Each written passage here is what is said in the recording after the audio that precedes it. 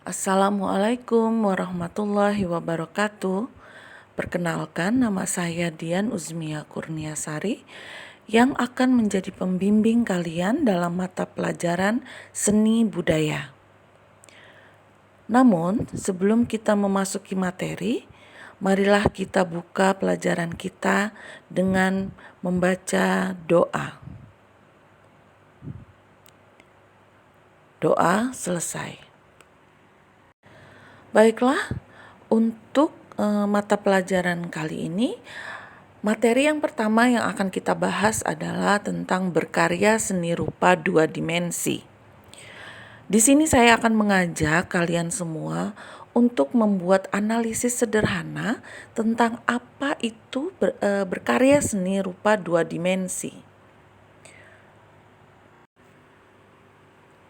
Adapun peta materi berkarya seni rupa dua dimensi, di sini kita ada 4 proses.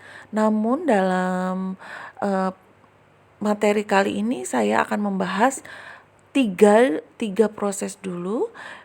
Namun untuk proses yang keempat, nanti saya akan berharap kalian semua dapat membuat atau mempraktekkan proses dari berkarya seni rupa dua dimensi. Nah, adapun proses yang pertama adalah kita akan membahas tentang pengertian dan jenis karya seni rupa dua dimensi.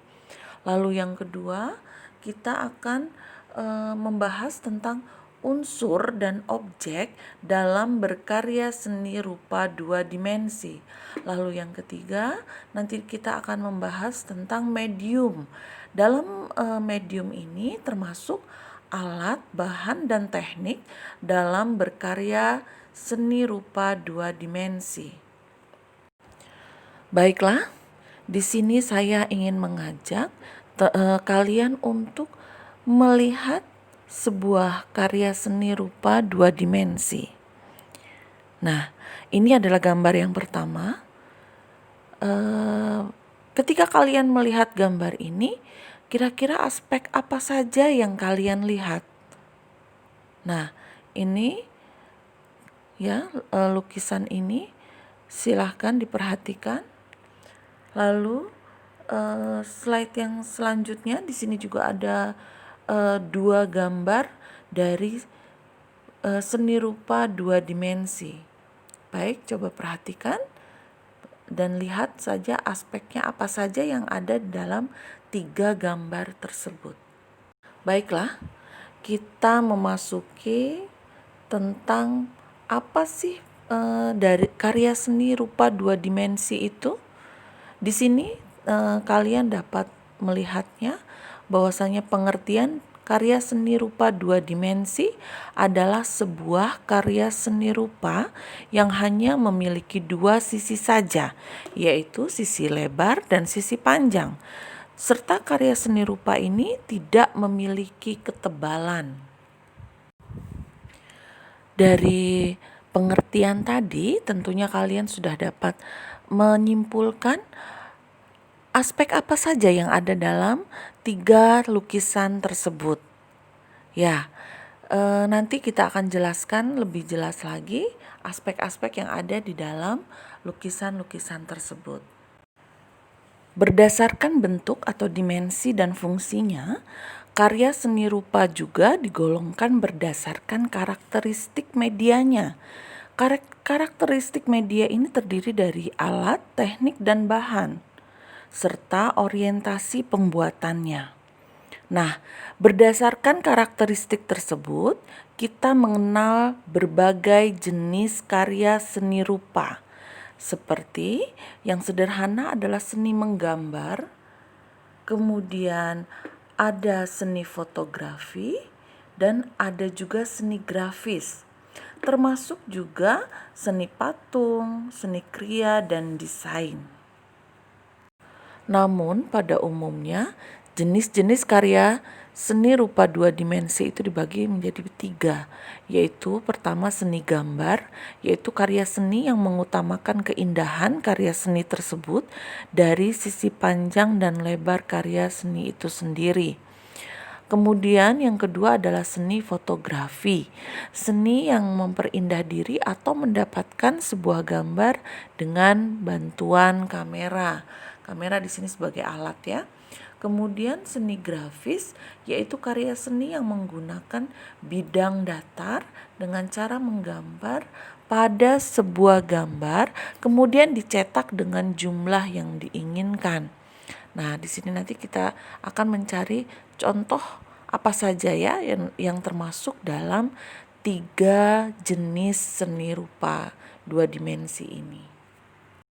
Baiklah, kita akan membahas tentang unsur-unsur karya seni rupa 2 dimensi. Biasanya, seorang seniman akan mengelola unsur-unsur seni rupa yaitu fisik dan non-fisik sesuai dengan keterampilan dan kepekaan masing-masing. Apa sih unsur-unsur fisik itu? Unsur fisik dalam sebuah karya seni rupa 2 dimensi meliputi semua unsur visual yang terdapat pada sebuah benda. Dengan demikian, unsur-unsur yang ada pada karya seni rupa tersebut tidak berbeda dengan pengamatan terhadap benda-benda yang ada di sekelilingnya. Nah, sedangkan unsur non-fisik adalah prinsip atau kaidah umum yang digunakan untuk menempatkan unsur-unsur fisik dalam sebuah karya seni rupa 2 dimensi. Unsur-unsur yang ada dalam sebuah karya seni rupa 2 dimensi adalah sebagai berikut.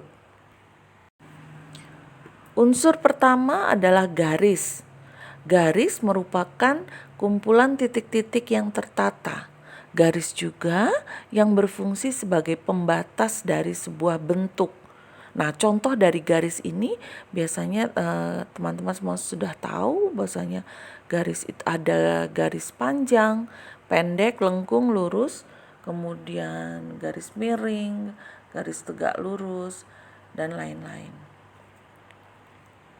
Jadi, pada prinsipnya garis itu merupakan unsur fisik yang mewujudkan sebuah karya seni rupa 2 dimensi. Yang kedua adalah bidang.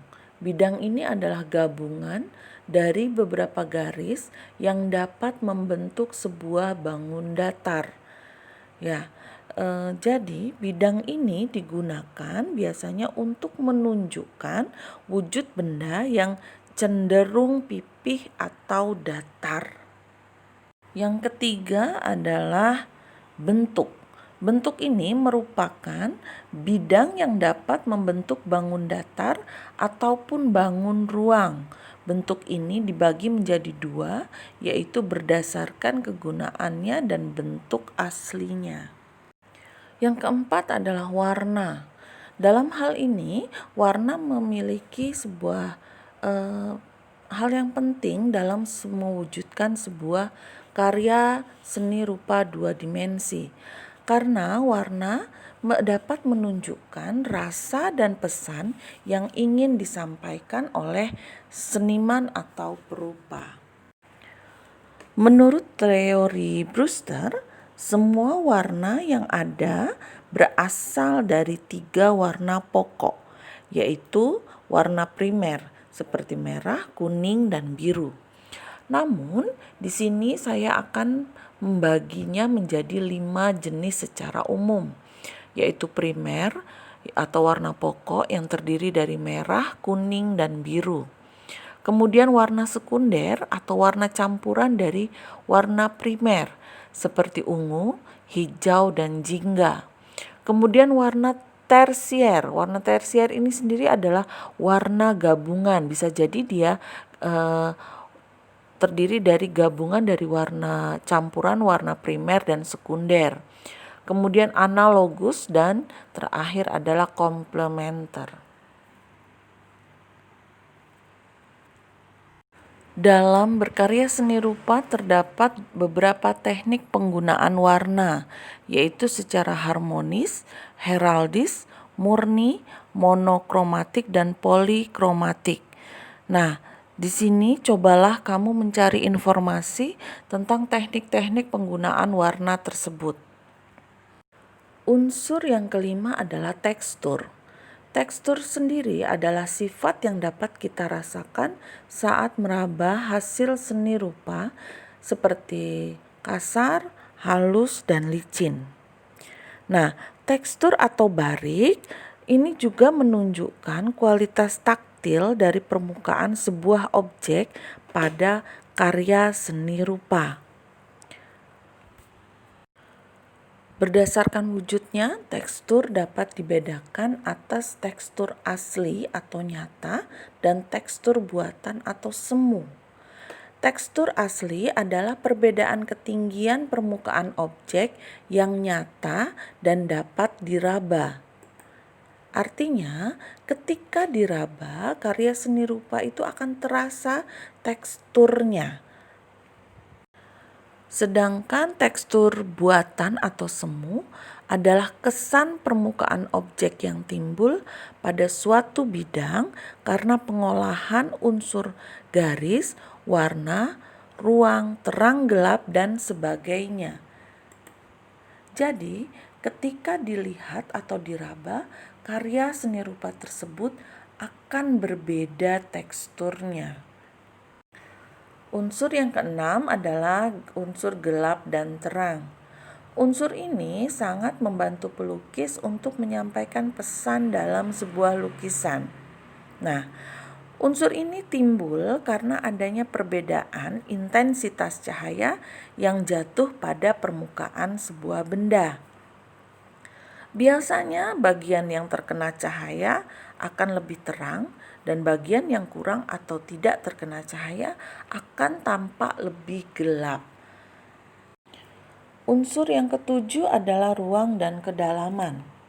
Unsur ini berhubungan erat dengan unsur gelap terang. Dengan unsur gelap, pelukis dapat membuat lukisan terlihat cembung, menjorok, atau menjauh, atau disebut juga sebagai ilusi mata. Nah, unsur ruang dalam karya seni rupa ini menunjukkan kesan dimensi dari objek yang ada di dalam karya seni rupa tersebut.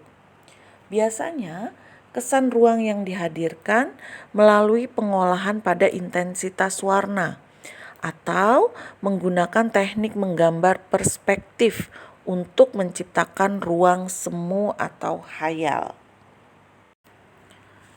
Sebelum melakukan kegiatan berkarya seni rupa 2 dimensi, sangat penting kita untuk memiliki pengetahuan dan pemahaman tentang berbagai alat, bahan, dan teknik dalam praktek berkarya seni rupa 2 dimensi. Yang pertama adalah medium.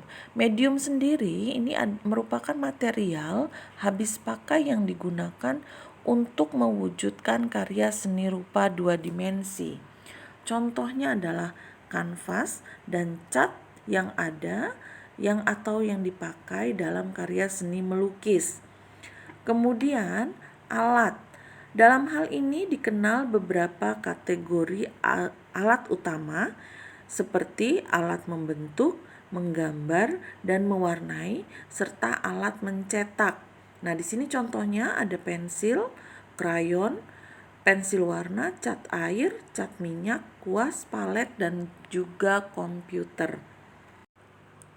Lanjut, kita akan membahas tentang teknik karya seni rupa 2 dimensi. Sesuai dengan tekniknya, karya seni rupa 2 dimensi ini dibagi menjadi 2, yaitu seni rupa murni dan seni rupa terapan. Karya seni rupa murni yaitu karya seni yang mementingkan keindahan dibandingkan fungsi pakainya. Kemudian karya seni rupa terapan berupa karya seni yang digunakan sehari-hari yang memiliki fungsi dan nilai tertentu. Suatu teknik berkarya seni rupa mungkin saja secara khusus digunakan sebagai teknik utama dalam mewujudkan satu jenis karya seni rupa, tapi mungkin juga dapat digunakan sebagai perwujudan dari jenis karya seni rupa lainnya. Karya seni rupa dua dimensi memiliki teknik tertentu dalam menghasilkan karyanya, serta memiliki ciri khasnya masing-masing. Nah, di sini kita akan membahas beberapa tekniknya. Yang pertama adalah teknik plakat. Teknik ini menggunakan cat minyak untuk menghasilkan karya seni rupa yang pekat dan tebal. Kemudian yang kedua adalah teknik transparan. Teknik ini menggunakan cat air untuk menghasilkan karya dengan sapuan tipis dan cenderung transparan. Kemudian teknik kolase. Teknik ini menggunakan potongan-potongan kertas untuk menghasilkan karya yang realis dan abstrak. Kemudian teknik 3M. 3M ini sendiri memiliki kepanjangan dari melipat, menggunting, dan menempel untuk menghasilkan sebuah karya 3 dimensi. Teknik blok. Teknik ini berguna untuk menutupi background atau warna dasar dari sebuah karya seni. Biasanya terjadi di dalam seni rupa lukis dalam sebuah medium kanvas.